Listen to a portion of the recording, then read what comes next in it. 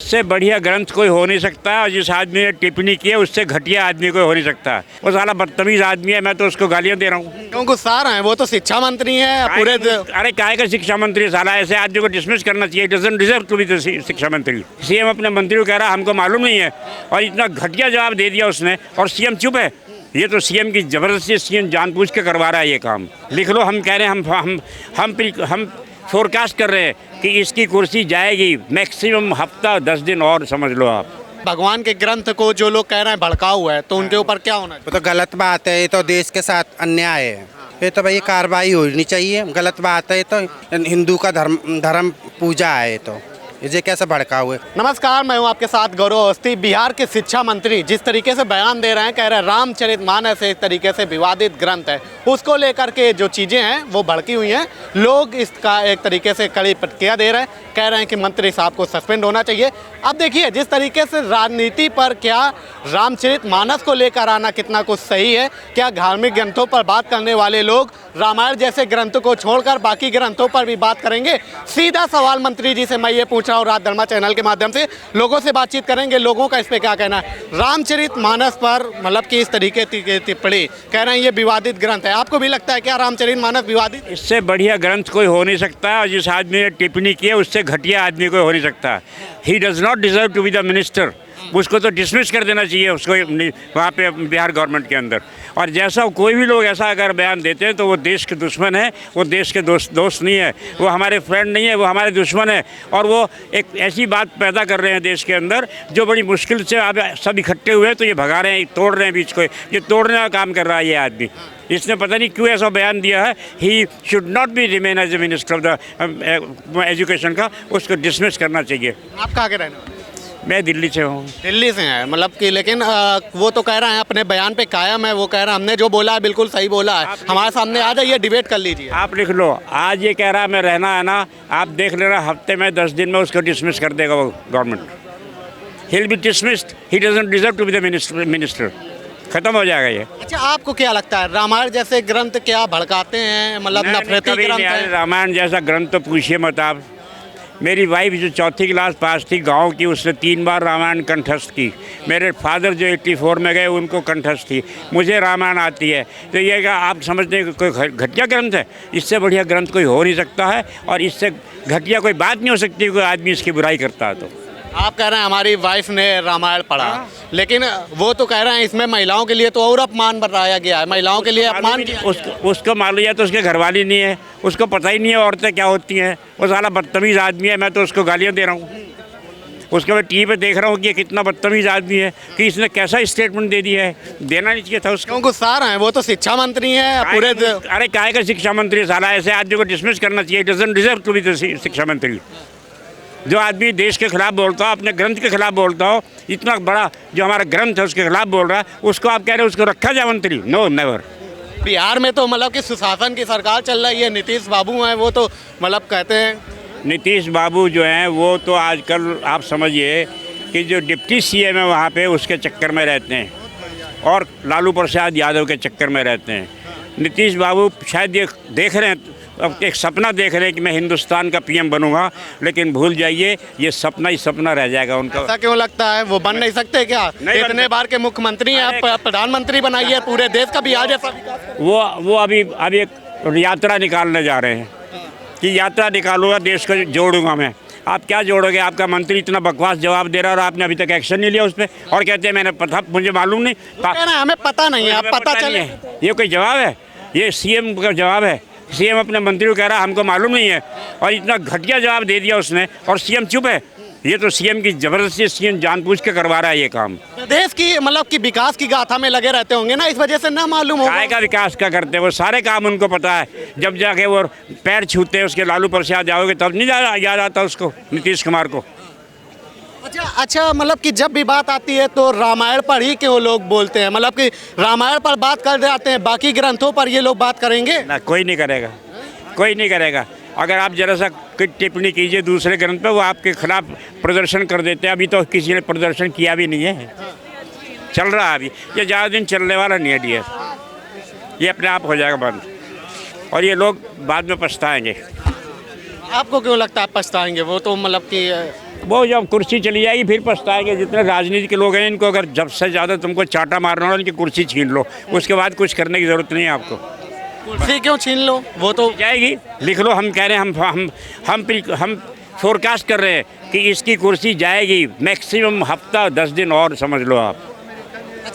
अच्छा आपको लग रहा है कुर्सी जाएगी? वो तो कह रहे हैं 24 में प्रधानमंत्री मतलब कि विपक्ष मोदी जी हटने वाले हैं। अभी मोदी जी के मुकाबले का तो प्रधानमंत्री ना अभी तक हुआ है और ना मुझे लगता है को होगा। 84 ईयर्स के एज में मैंने कम से कम 6 प्रधानमंत्रियों से बात की है। आपने? हाँ, उनके साथ बैठा हूँ, लेकिन जो मज़ा मोदी साहब का किया है, जो हिंदुस्तान का नाम रोशन किया है, कोई आदमी नहीं कर सकता। ये मोदी साहब की कीमत एक ताकत है जो हिंदुस्तान को इतना हाइट पे ले गए। वो आज पूरा वर्ल्ड ढूंढ रहा है हिंदुस्तान को। पहले कहते थे छोटा सा शहर है। आप तो आम आदमी हैं, आप कैसे प्रधानमंत्री के साथ बैठ चुके हैं? अब आम आदमी तो बैठ नहीं सकता क्या? मैं नेहरू जी के साथ बैठा, इंदिरा जी के साथ बैठा, आई के गुजराल साहब के साथ बैठा। ये क्या बात थी? वाह भाई वाह। अगर बैठ रहा हूँ तो मैं गुनाह कर रहा हूँ? मैं आम आदमी बैठ नहीं सकता क्या? बैठते हैं। मतलब वहाँ तक कैसे पहुँच? अब ये तो आप देखिए, पर्सनल क्वेश्चन मत करिए मुझसे कैसे पहुँच गए। आज भी मैं अगर बात कर रहा हूँ तो I can talk to the commissioner of police, I can talk to the DM, I can talk to anybody. क्या है, हमें सिली मैन।